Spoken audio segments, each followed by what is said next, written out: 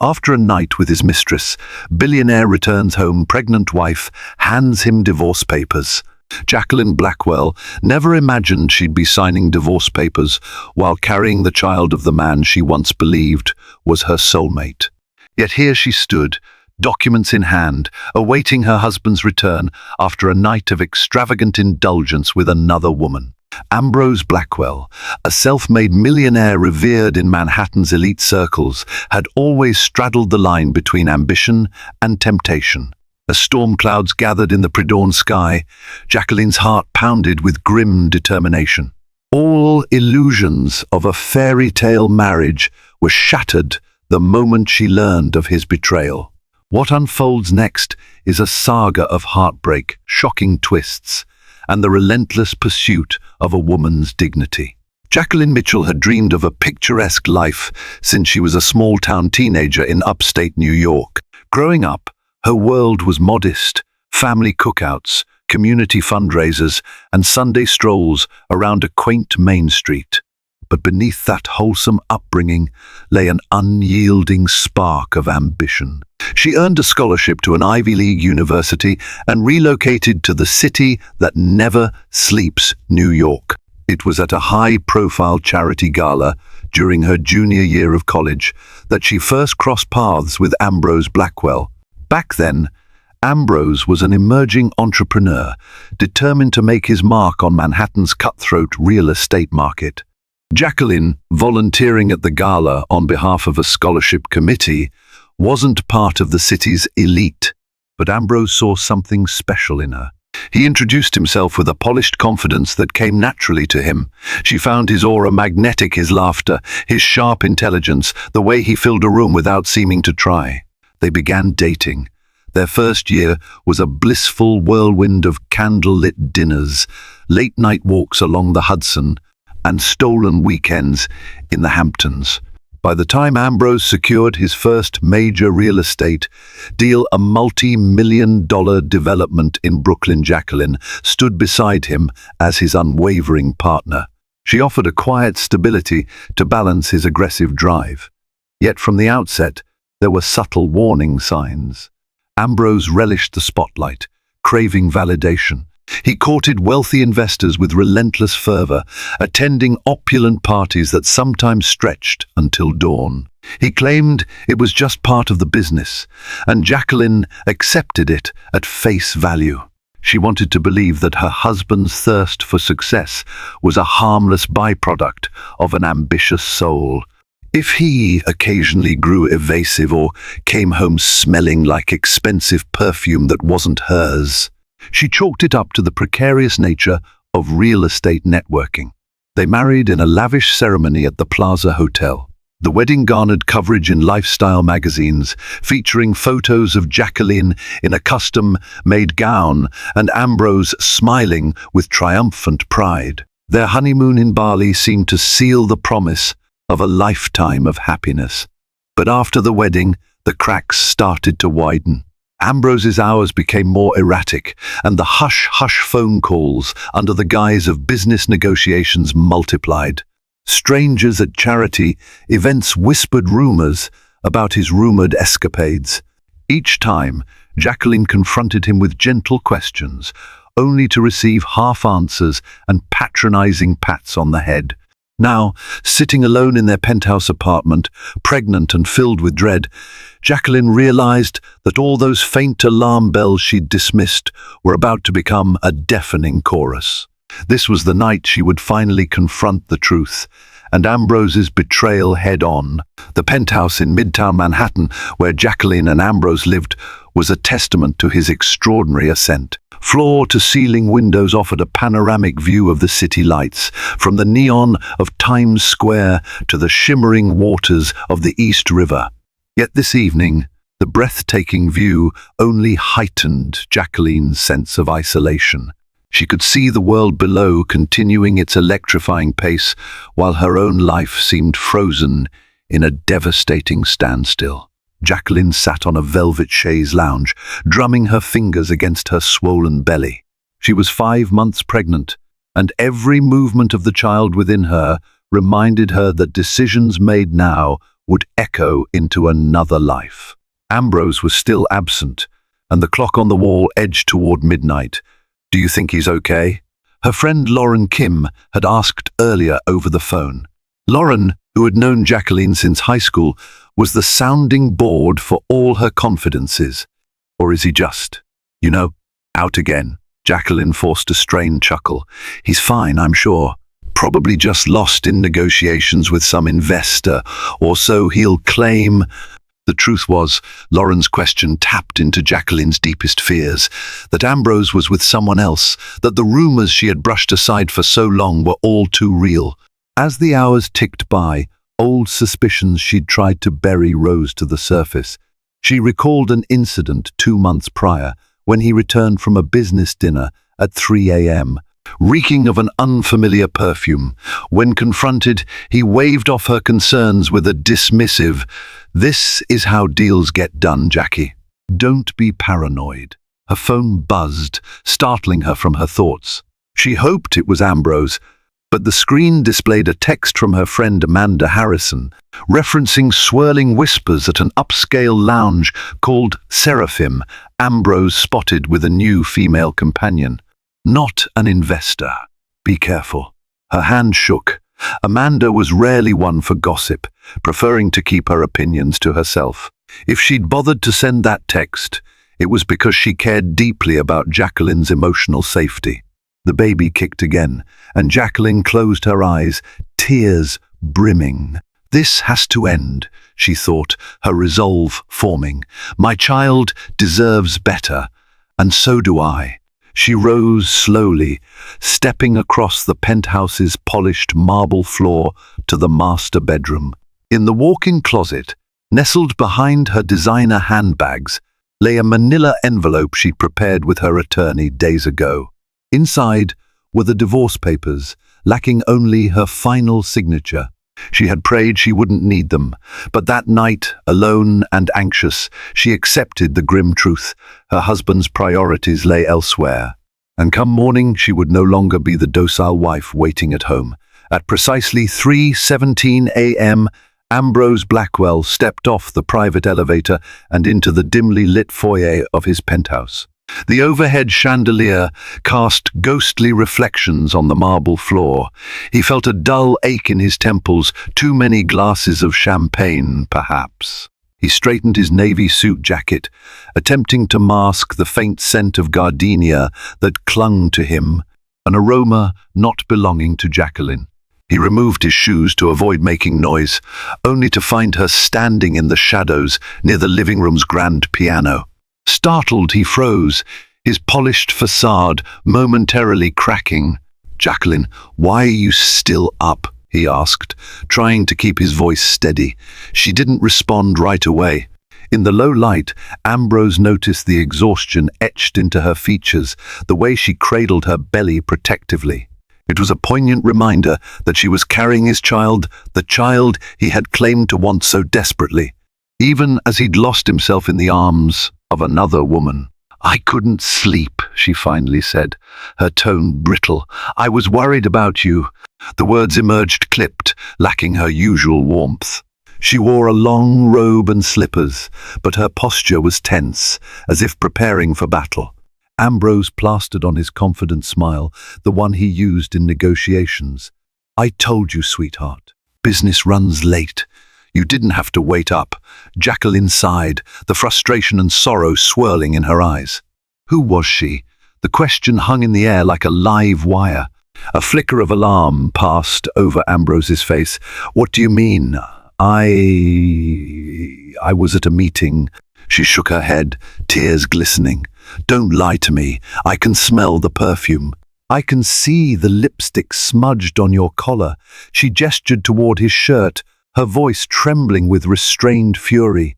The rumors, the gossip, the unexplained absences, all of it points to the same conclusion. Ambrose opened his mouth to concoct yet another excuse, but one look at Jacqueline's tearful determination, and he faltered. The memory of his recent entanglement at Seraphim Lounge flickered through his mind, champagne toasts, stolen kisses, a whispered promise that he had no intention of keeping. He knew at that moment there was no denying the truth. His silence spoke volumes. Jacqueline pressed her lips together, shoulders stiffening. "We're done, Ambrose." Her voice quivered despite her conviction. "I've reached my limit." She turned away, moving toward the kitchen counter, where a folder lay waiting. His heart twisted as he recognized the legal stationery. He had half expected this day, but never imagined it would come so soon or so abruptly. As she held out the divorce papers with trembling hands, Ambrose realized this night's betrayal was not just another fleeting mistake. This was the act that would unravel everything he and Jacqueline had once cherished. Ambrose stared at the manila folder, which seemed to radiate a damning glow under the overhead light. In that moment, the gravity of his choices crushed him like an avalanche of regret and confusion. Jacqueline, her composure brittle, placed the folder on the glossy marble countertop. She flipped open the cover, revealing the stark legal language, "Complaint for divorce." He struggled to swallow. "Jacqueline, wait. Let's talk," he managed, voice raw. "We can work this out. Don't do anything rash." Her expression, taut with sorrow, offered no mercy. "Rash? I've tolerated your deceptions for months, maybe years. I gave you the benefit of the doubt time and time again." She glanced down at her protruding belly, grief flickering in her eyes. "We're bringing a child into this world, Ambrose. A baby who deserves parents who respect each other." Ambrose felt a surge of shame. How often had he stood at a podium touting his success story for all to admire? He'd come from humble beginnings in Queens, hustling through college while juggling multiple jobs, forging powerful connections until he reached the upper echelon. But in that journey to amass wealth, he'd lost track of the values that once kept him grounded. He reached for her, but she recoiled, an unspoken barrier forming between them. "We can do therapy," he said, voice cracking. "We can see Dr. Naomi Carter. Didn't your friend mention her? She's helped couples." Jacqueline's bitter laugh cut him off. "It's too late. You think I haven't asked for these things before?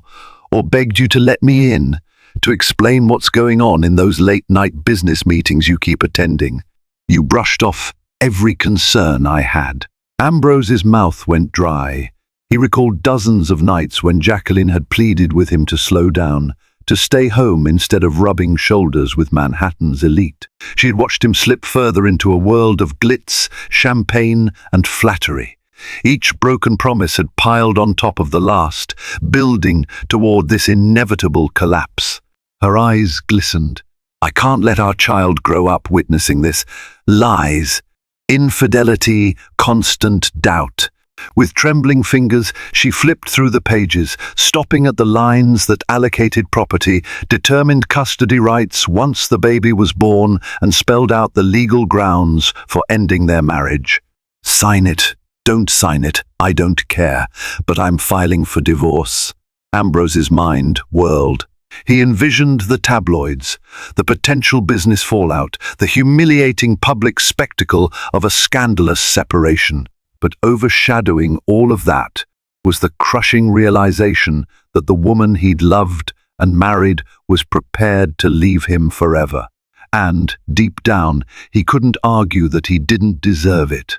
Jacqueline retreated to the other side of the penthouse's open-concept living room, seeking distance from Ambrose. She inhaled sharply, trying to still the trembling in her limbs. She'd imagined this confrontation countless times, rehearsed the words she would say, but no amount of mental preparation could soften the sting of real heartbreak. Ambrose, rooted to the spot by the countertop, found himself grappling with a sudden sense of helplessness. The unstoppable businessman, known for cutting ruthless deals, was now undone in the eyes of the one person whose opinion mattered most. He tried to speak, but the words lodged in his throat. Suddenly, the phone buzzed on the coffee table. A series of texts lit up the screen, likely from the very person who'd accompanied him at Seraphim. Jacqueline noticed, and her face contorted. That momentary flicker of phone light was proof enough. She swallowed, forcing herself not to cry. "Do you realize," she said, her voice thick with anger, "that this is the worst possible time to do this to me? I'm carrying your child, Ambrose." Her eyes pleaded for an explanation, any explanation that could make this betrayal hurt less. His shoulders sagged. "I know," he whispered, stepping forward cautiously. "I know. I was stupid, Jackie. I let everything get out of hand. The business, the success, the attention, it consumed me. And I lost sight of what really mattered. You, us, our baby." She scoffed, crossing her arms protectively over her chest. "Now you realize that?" The question lingered. The city lights twinkled mockingly behind them, as if Manhattan itself bore witness to this unraveling. "All those nights I stayed up waiting, all those times I asked you to just be honest with me. And you think a simple confession now will make it better?" Ambrose stepped closer, the ghost of a tear in his eye. "I've destroyed our marriage," he said, voice strained. "I see it, and I hate myself for it. If there's a chance, if there's anything I can do, tell me, please." Jacqueline's chest felt tight, tears burning behind her eyelids. Part of her, the old hopeful part, wanted to fold into his arms and pretend everything could be erased. But she'd learned too many painful lessons to indulge that fantasy. At last, she mustered a calm veneer. "I don't have any illusions left, Ambrose. We're done." He deflated visibly, like a balloon losing air. The weight of finality pressed upon both of them. For a moment, neither spoke, as if the penthouse's opulence, the paintings, the designer furniture, the city skyline had become a silent chorus of condemnation. Wordlessly, Jacqueline reached over and closed the divorce folder. She took a breath, summoning every ounce of resolve. Tomorrow, she would take those papers to her lawyer, finalize them, and step into an unknown future one without Ambrose by her side. And for all his regret, Ambrose understood there might be no turning back from this precipice he had so carelessly approached. Sleep proved elusive for Jacqueline. By 5:00 a.m., she had abandoned any hope of rest and stood by the penthouse's floor-to-ceiling windows, watching dawn break over Manhattan. The rising sun painted the sky in muted pinks and oranges, a subtle reminder that life moved on. Indifferent to her personal crisis, she cradled her belly, whispering reassurances to the baby. Though her heart felt as if it was splintering, she resolved that her child would not inherit her sorrow. Ambrose had finally retreated to the guest bedroom, though she suspected he didn't sleep either. She could still sense his presence, an unwanted gravitational force pulling at her equilibrium. She tiptoed through the living room, scanning the marbled hallway with dread. The weight of the manila folder seemed to intensify with every step.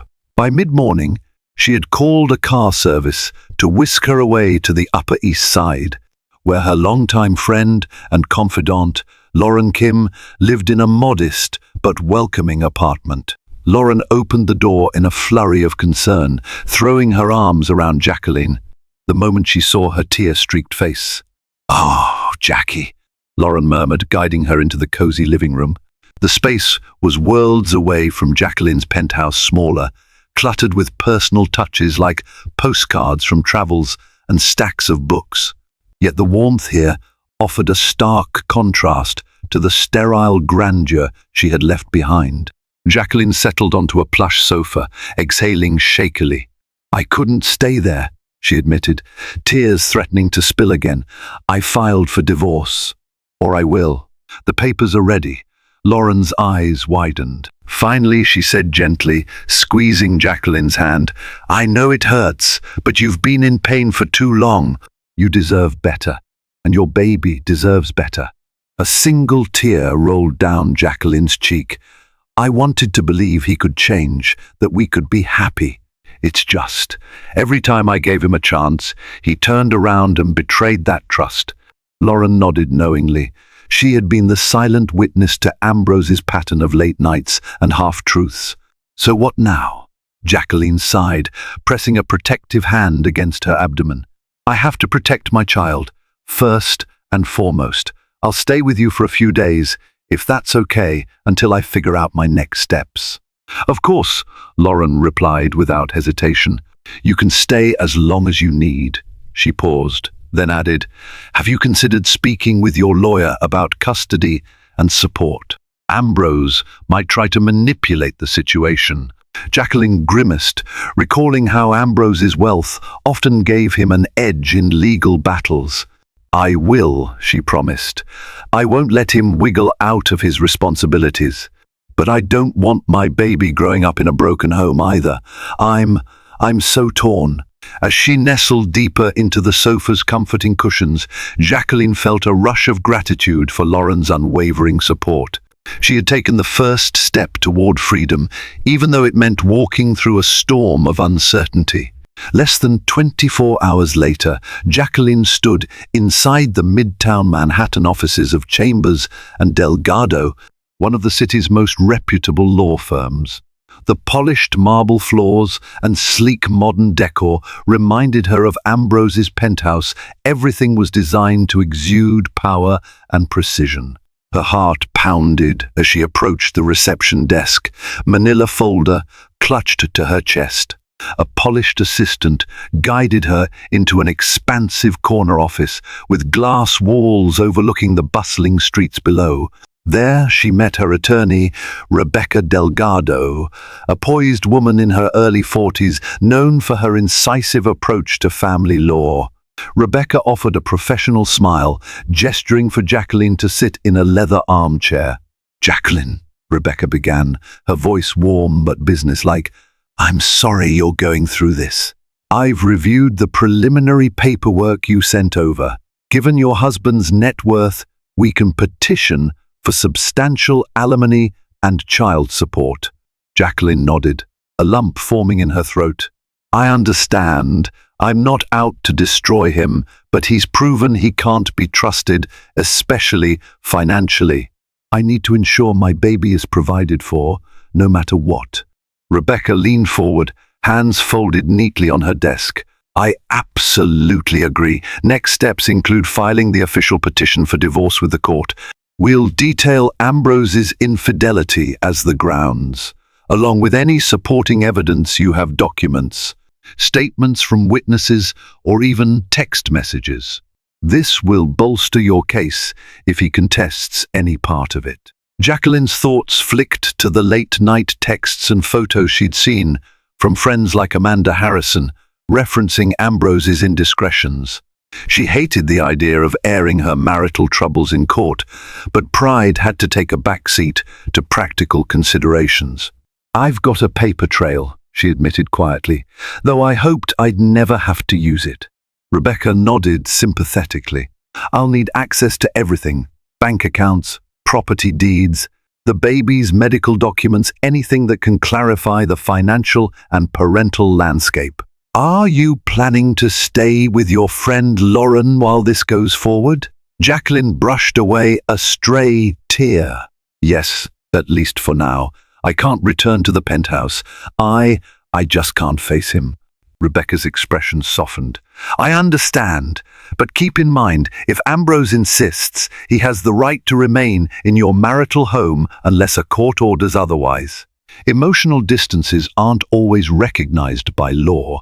Her chest tightened. The enormity of the legal process was more daunting than she'd anticipated. So what do you recommend I do right away? File for temporary spousal support and exclusive occupancy of the penthouse, if you want it. We can argue that you're pregnant and it's crucial for your well-being to have stability. The court often takes these factors into account. Jacqueline exhaled, her knuckles white around the manila folder. All right, she said finally, let's do it. As she signed a retainer agreement and handed over the official divorce papers, she felt a wave of mingled relief and apprehension. She was stepping onto a battlefield, armed with legal counsel and her own unwavering resolve. The next challenge was Ambrose himself and how he would respond when he realized she intended to hold him accountable. Meanwhile, back at the penthouse, Ambrose was caught in a spiral of regret. He paced across the polished floors, pausing occasionally to glare at the phone that had betrayed his clandestine affairs. Every sound within the silent apartment seemed amplified, the hum of the air conditioning, the occasional rush of traffic from the streets below. By midday, he decided to consult his own attorney, Atticus Chambers, the co-founder of the same firm Jacqueline had visited. However, Ambrose had established a prior professional relationship with Atticus in a different capacity, real estate and corporate law. Staring at the swirling cityscape beyond the floor-to-ceiling windows, Ambrose placed the call. "Ambrose," Atticus greeted, a note of concern in his voice. "I heard you're facing some personal issues. How can I help?" Ambrose hesitated, swallowing the knot in his throat. "I need the best possible defense in a divorce," he admitted, voice tight. "Jacqueline is pregnant, and she's leaving me. I messed up, Atticus, but I can't lose everything." Atticus was silent for a moment, no doubt processing the gravity of the situation. "Is there a chance you can salvage this without going to court? Mediation, perhaps?" Ambrose closed his eyes, picturing Jacqueline's tearful face and the betrayal he'd etched into their marriage. "I'd like to, but she handed me divorce papers. And she's with Delgado's office, I'm sure. They're known for not backing down when it comes to spousal support or child custody." Atticus exhaled. "Then we'll prepare for the worst, but hope for the best. First, we need a thorough understanding of your assets, properties, bank accounts, stock options, everything. We can't let them paint you as a flight risk or someone trying to hide assets. That'll only make the judge less sympathetic." Ambrose raked a hand through his hair, recalling how many times he'd boasted about having everything in order. Now, it felt like his world was unraveling. "I'll send you my financials." Atticus paused. "Ambrose, be ready for a fight. If there's documented evidence of infidelity, that might influence the judge's perspective on alimony and custody. If you can show you're repentant and willing to be a responsible father, it might help." A pang shot through Ambrose's heart at the word father. He hadn't even been present for the last sonogram. Instead, he'd been out at Seraphim, drinking with a woman whose name he barely cared to remember. "I'll do whatever it takes," he murmured, clenching his jaw. "I won't let her slip away without showing her I can change." When the call ended, he noticed the hush in the penthouse had deepened, as though the walls themselves disapproved of his betrayal. Plagued by guilt, he retrieved his phone and stared at Jacqueline's contact photo, a snapshot of her smiling radiantly on a beach vacation. With trembling fingers, he typed a message. "I'm sorry. I'm here. Please let me be part of the baby's life."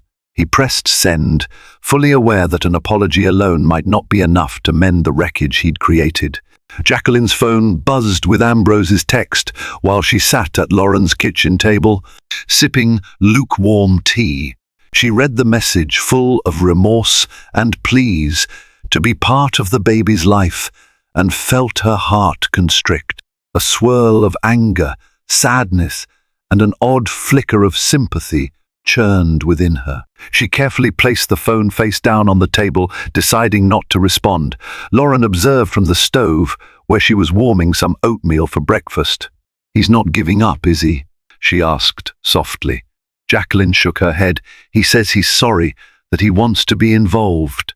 But I don't know if I can trust that anymore. I'm so tired, Lauren."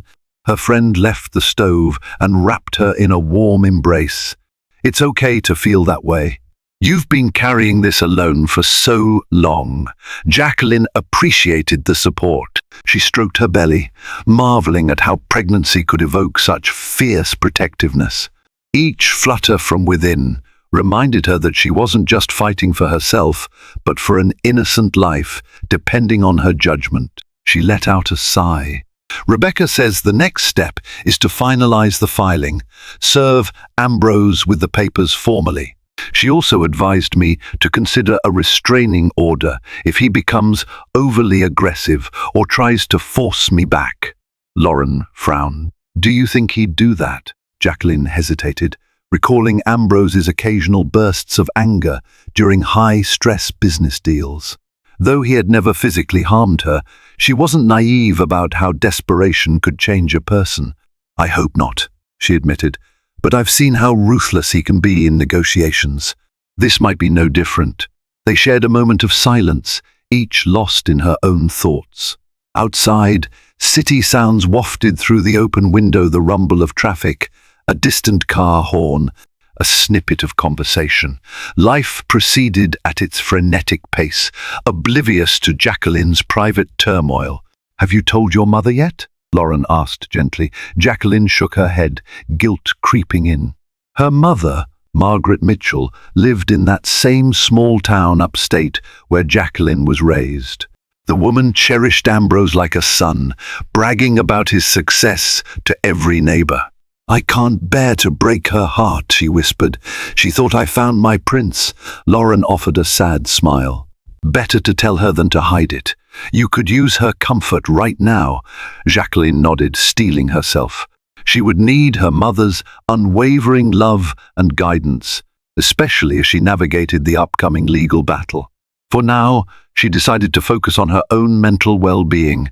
She drank the last of her tea, mentally rehearsing how to remain calm when the real storm of lawsuits, property evaluations, and custody petitions hit. Above all, she vowed never to compromise the safety and future of her child, no matter how remorseful Ambrose became. 2 days later, Manhattan's unpredictable weather delivered a downpour that turned city sidewalks into rivers. Jacqueline, determined to keep her scheduled prenatal checkup at Mount Sinai Hospital, ventured out beneath a black umbrella. She felt a twinge of anxiety. Her usual routine had included Ambrose accompanying her to these appointments, at least in the early stages of her pregnancy.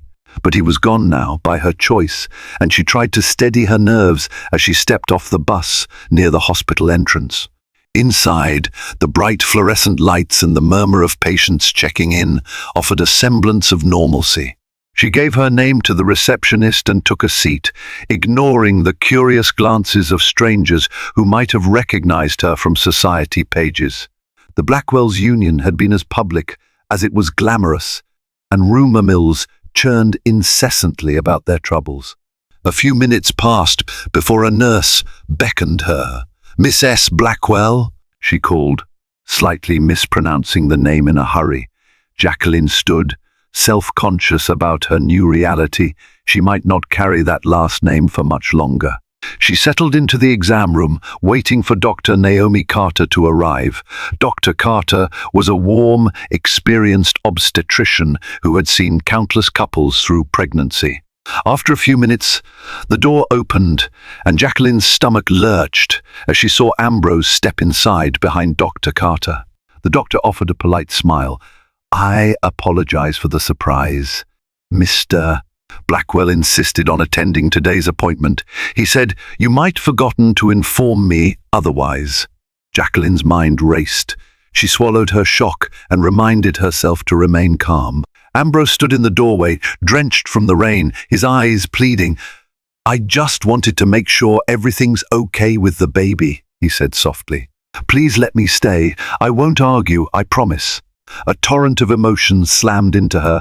Part of her was furious at his audacity showing up unannounced after she'd taken steps to leave him. Another part, the part that remembered how eagerly he had awaited the first ultrasound, softened. She met Dr. Carter's gaze, uncertain.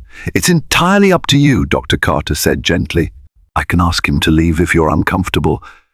Jacqueline's heart pounded, but she forced a nod. "He can stay," she murmured, her voice strained. Ambrose took a seat near the exam table, awkwardly folding his hands in his lap. Dr. Carter proceeded with the routine checks, measuring Jacqueline's belly, checking her blood pressure, asking about any discomfort or symptoms. All the while, Ambrose remained uncharacteristically silent, his gaze fixed on Jacqueline's face or the fetal heartbeat monitor. When the whooshing sound of the baby's heartbeat filled the room, Jacqueline couldn't help but feel a wave of tears threaten. Ambrose's eyes glossed over, too, a glimpse of the paternal joy he might have felt if not for the chasm between them. Still, the moment the exam ended, Jacqueline's resolve returned. She pulled her coat tighter around her, preparing to leave as quickly as possible. Ambrose had intruded on her safe space, but no matter how genuine his remorse, she wouldn't let him derail her choices again. As soon as Dr. Carter left the room, Jacqueline slipped off the exam table, determined to exit before Ambrose could corner her. But he moved quickly, stepping in front of the door, though not aggressively, just enough to indicate he had something important to say. "Thank you for letting me stay," he said, his tone hushed, conscious of the bustling hospital corridor beyond. "I know you didn't have to do that." Jacqueline avoided his gaze, focusing instead on adjusting the zipper of her coat. She felt the tension in the air and the knot in her chest grow tighter. "Don't read too much into it," she replied. "I'm just not looking for a scene." He nodded, sorrow flashing across his features. "I understand, but I need you to know something, Jackie." He paused, searching for the right words. "I'm not fighting you because I want revenge. I'm fighting for our marriage because I can't imagine my life without you and our baby." Jacqueline's anger flared, overshadowing the heartache. "You couldn't imagine life without us?" she echoed, voice trembling. "Then why did you risk everything for one night with a mistress, or however many nights it was?" He grimaced, recalling the impulsive fling that had turned into a wretched milestone of betrayal. "I was weak. I was enticed by the thrill of it, the ego boost, and I know how pathetic that sounds. But I never stopped loving you." She placed a hand protectively over her stomach, drawing strength from the child growing inside her. "You have a strange way of showing love, Ambrose." She brushed away the tears threatening to fall. "Let's stop pretending you can fix this with an apology and a single show of concern at a doctor's appointment. I've already started the divorce process. You'll get the papers soon enough." Ambrose's face fell. He raked a hand through his damp hair, each breath shaky. "What if just hear me out? What if we tried counseling? I'll do anything. I'll cut back on my hours, shut out the toxic crowd, everything. I swear." Her mind flashed to nights spent alone in bed, waiting for him to return calls going to voicemail, whispered excuses in the morning. She pictured how she'd consoled herself with illusions that he would change once the baby was born. "I asked you for therapy months ago," she said, voice tight. "You laughed it off, said we didn't need a stranger telling us how to run our marriage." Ambrose's eyes glistened with regret. "I was a fool," Jacqueline exhaled. "You still are, if you think I can forget what you did." With that, she brushed past him, stepping into the corridor. The hospital environment, beeping monitors, brisk nurses, anxious families, felt jarringly normal compared to the emotional tempest she was enduring. Ambrose called her name softly, but she didn't turn back. There was no place for him in her decisions anymore, no matter how desperately he pleaded otherwise. Back at Lauren's apartment, Jacqueline shut herself in the spare bedroom, flipping through a folder of documents. Rebecca Delgado had sent. Each page underscored the reality she was stepping into, a formal petition for divorce, affidavits that described Ambrose's infidelity, and financial disclosures that mapped out his net worth. A swirl of conflicting emotions, sorrow, resolve, anxiety gripped her. Lauren knocked softly, then opened the door. "Are you okay?" she asked, her voice brimming with concern. Jacqueline placed the papers aside. "No," she admitted, "but I'm doing what needs to be done." Lauren sat beside her on the bed, offering a comforting pat on the shoulder. "I overheard you telling Dr. Carter that Ambrose showed up at the appointment. That must have been so stressful." Jacqueline nodded. "He's begging for another chance. Counseling, less work, no more late nights. You know, all the things I asked him for months ago." Lauren sighed. "Sometimes people only realize what they have when they lose it." "That's the tragic part," Jacqueline replied quietly. "He's realizing it now, but the damage is already done. I'm exhausted, Lauren. I don't want to keep playing this game of cat and mouse chasing after his heart." trying to keep him faithful. Her friend gave her a sympathetic hug. "You won't be alone in this. We'll figure out a plan for you and the baby. I promise." Just as they parted, Jacqueline's phone rang. The caller ID showed a number from her old hometown. Her mother. She inhaled sharply, remembering how she had been dreading this conversation. Shooting Lauren a glance of silent support, she answered. "Hi, Mum," she began, her voice wavering. There was no way to sugarcoat the news. I have something to tell you about me and Ambrose." Her mother's concerned greeting turned to heartbreak as Jacqueline explained the situation, voice trembling. Margaret Mitchell's shock was palpable, even through the phone line. She asked countless questions. How long had this been going on? Why hadn't Jacqueline said something earlier? Was there any hope for reconciliation? Each query hit Jacqueline like a fresh stab to her conscience. By the end of the call, her mother was weeping, promising to help in any way possible. "Come home, Jackie," she pleaded. "Let's figure this out together." Jacqueline promised she'd consider it, though she was reluctant to leave the city where she had built her life. After hanging up, she slumped against the wall, tears streaming down her cheeks. She felt the weight of her mother's disappointment, the avalanche of legal decisions, and the pang of her unborn child's uncertain future. Lauren quietly placed a hand on Jacqueline's shoulder. "Storms never last forever," she said softly. "You're doing the right thing, even if it hurts." Outside, thunder rumbled in the distance, echoing the storm inside her heart. Despite the deluge of grief, Jacqueline reminded herself of a vital truth. She was free now, free to shape her life without deception or fear. 2 weeks later, Manhattan's relentless pace churned on as if nothing had changed. But for Jacqueline, everything had. She remained at Lauren's apartment, forging a new semblance of routine morning walks around the block to ease her pregnancy aches. Afternoons spent reviewing legal briefs with Rebecca Delgado, and evenings curled up on the sofa, her mind drifting between worry and anticipation for what lay ahead. Rebecca had scheduled a mediation session, a required step before the divorce could be finalized. It was a chance for both parties, along with their attorneys, to meet in a controlled setting and attempt to settle matters outside of court. Jacqueline's emotions were mixed. She dreaded facing Ambrose again, yet hoped this might expedite her release from the marriage. On the morning of the mediation, she stood before a mirror in Lauren's bedroom, smoothing down a simple navy maternity dress that offered both comfort and quiet confidence. She inhaled, placing a hand on her stomach. The baby gave a small, reassuring kick. "We'll get through this," she whispered. At the mediator's office, a sleek, minimalist suite in a midtown high-rise, Jacqueline arrived with Rebecca. They were ushered into a conference room featuring a large glass table and leather chairs. A window overlooked the bustling cityscape, as if reminding them that life went on, indifferent to personal woes. Ambrose was already seated at the far side of the table, accompanied by Atticus Chambers. He rose when he saw Jacqueline, his eyes reflecting a mixture of hope and remorse. She avoided his gaze, focusing instead on placing her purse neatly on the chair.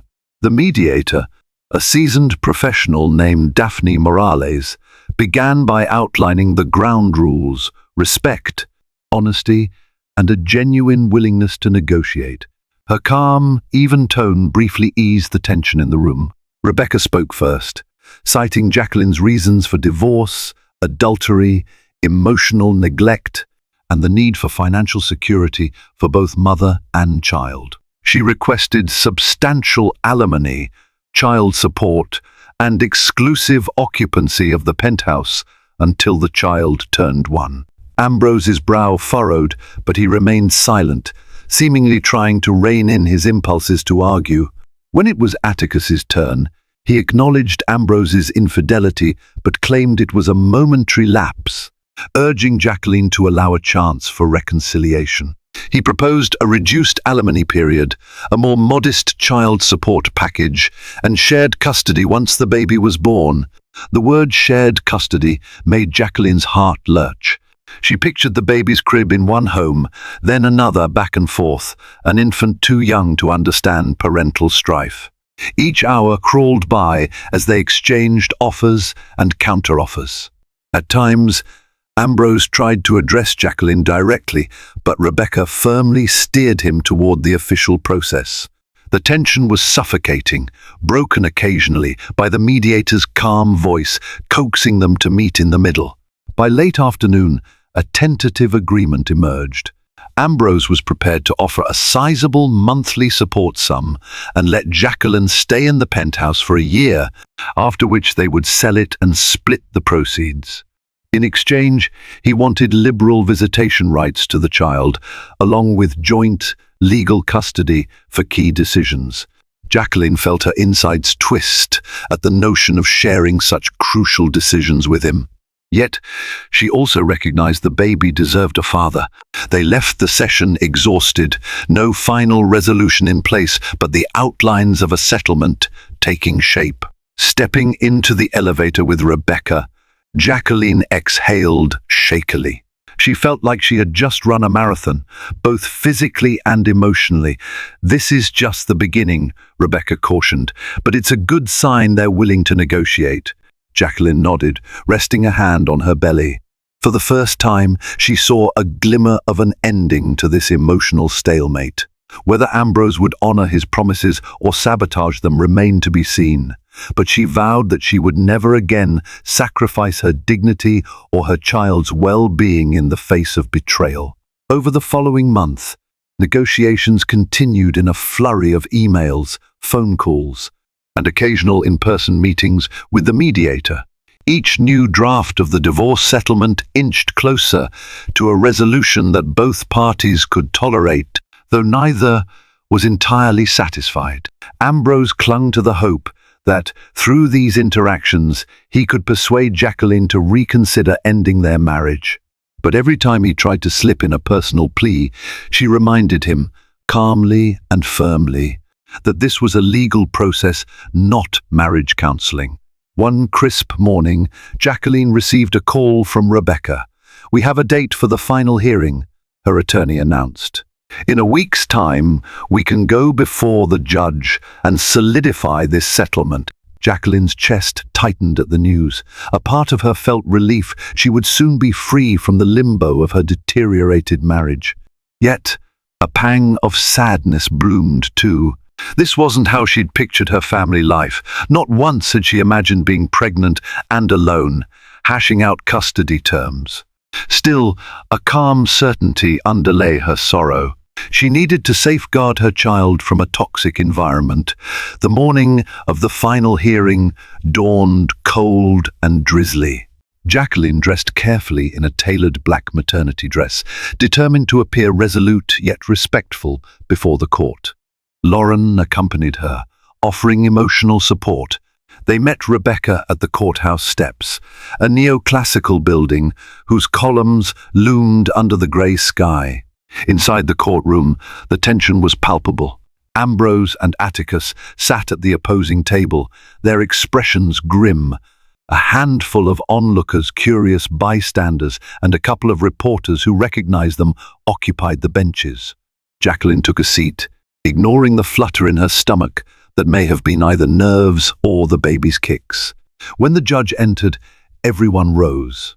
The hearing began with formalities statements from each attorney, confirmation of identities, an overview of the proposed settlement. Jacqueline tried not to look at Ambrose, focusing instead on the judge's measured voice.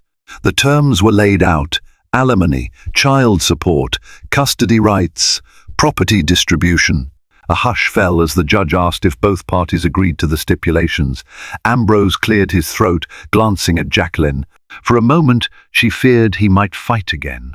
But when he spoke, his voice was soft. "I agree, Your Honor." The judge turned to Jacqueline. "Miss S. Blackwell, do you concur with these terms?" She exhaled, a swirl of relief and heartbreak swirling in her chest. "Yes, Your Honor," she said, voice steady. "I do." With that, the gavel descended, and the legal dissolution of their marriage was set in motion.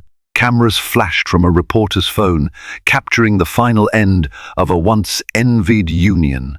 The judge concluded the proceedings and left the bench, leaving Jacqueline and Ambrose to navigate a crowded corridor of onlookers. For the first time in what felt like an eternity, Jacqueline met Ambrose's gaze. She recognized the pain there, a reflection of her own.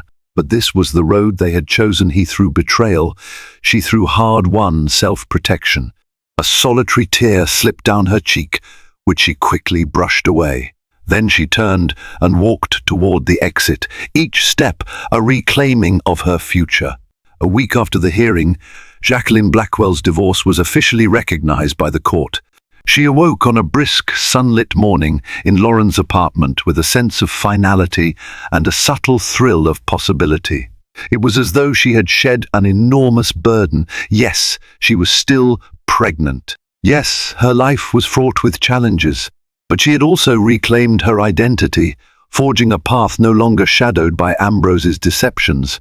She moved about the apartment quietly, preparing a modest breakfast of toast and orange juice. Lauren had already left for work, leaving her a sweet note of encouragement on the kitchen table. Jacqueline smiled at her friend's thoughtfulness, then opened her laptop to check emails. One caught her eye.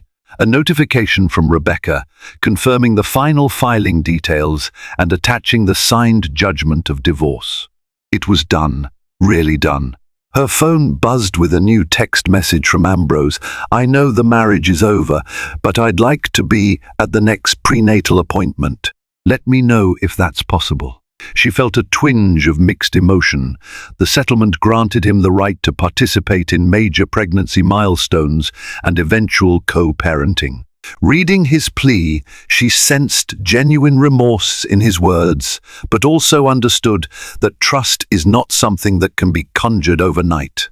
Jacqueline typed a measured reply. "The appointment is next Thursday at 2:00 p.m. If you want to be there, show up. I won't stop you." After hitting send, she closed her eyes, inhaling deeply. She wanted what was best for her child, even if that meant allowing Ambrose to form a relationship under her watchful guard. As the day wore on, she began searching online for apartments closer to her old neighborhood. She had saved enough money from the settlement to live comfortably while planning a new career path. Part of her wanted a small place in Brooklyn, near the quiet streets and community vibe she'd fallen in love with when she first moved to the city. Another part of her contemplated returning to her childhood hometown for a more peaceful environment to raise the baby. For now, she had options, and that was enough. In the evening, she curled up on the living room couch, nibbling on fruit slices as she flipped through a baby name book. She paused on a few names that resonated: Adeline, Sebastian, Eliana, Jude. Smiling, she imagined a future that belonged solely to her and her child, free from the shackles of betrayal. A wave of gratitude washed over her. Despite the pain, she had found her way to a new beginning. Jacqueline's story reminds us that even the brightest fairy tales can unravel when deceit enters the picture. The glittering life she once shared with Ambrose collapsed under the weight of infidelity, forcing her to confront heartbreak and navigate a complex legal maze. Yet through every crushing disappointment, Jacqueline discovered a wellspring of inner strength, one that guided her to protect her unborn child and reclaim her own identity. Thank you for watching and experiencing Jacqueline's emotional journey with us. If this tale of love, betrayal, and resilience resonated with you, please show your support like this video, share it with friends who appreciate gripping real-life dramas, and subscribe to our channel to stay updated on more powerful stories. Your engagement helps us continue creating meaningful content, and we're grateful to have you join us on this roller coaster of human emotions. Stay tuned for our next story.